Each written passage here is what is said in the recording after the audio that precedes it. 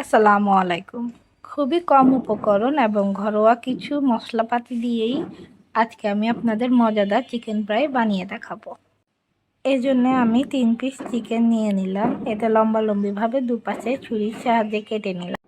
কেটে নেওয়ার মূল কারণ হলো চিকেনের ভেতর যাতে এক্সট্রা কোনো রক্ত জমে না থাকে।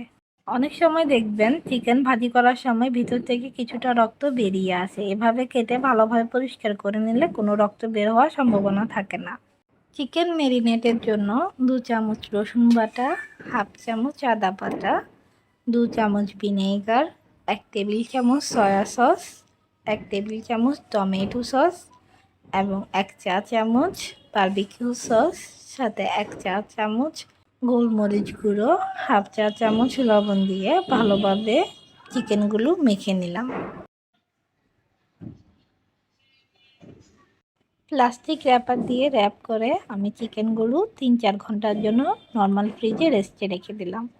কেউ চাইলে 2-3 ঘন্টার জন্য রাখতে পারেন, তবে আমি বলবো 3-4 ঘন্টার জন্য রাখতে। এতে করে চিকেনের ভিতরে মশলাগুলো ভালোভাবে ঢুকে এবং চিকেনটা বেশ সফট হয়। একটি বাটিতে আমি 1 কাপ পরিমাণ আটা নিয়ে নিলাম। এতে 1 চামচ গোলমরিচ গুঁড়ো, হাফ চামচ হলুদের গুঁড়ো, হাফ চামচ লাল মরিচ গুঁড়ো এবং পরিমাণ মতো লবণ দিয়ে ভালোভাবে শুকনো উপকরণগুলো কিছুক্ষণ মিক্স করে নিলাম। ফ্রিজ থেকে চিকেনের মিশ্রণটি নামিয়ে নিলাম। উপর থেকে প্লাস্টিক র্যাপারটি সরিয়ে একটি চামচের সাহায্যে চিকেনের মিশ্রণটি আবারও কিছুক্ষণ মিশিয়ে নিলাম মশলার সাথে।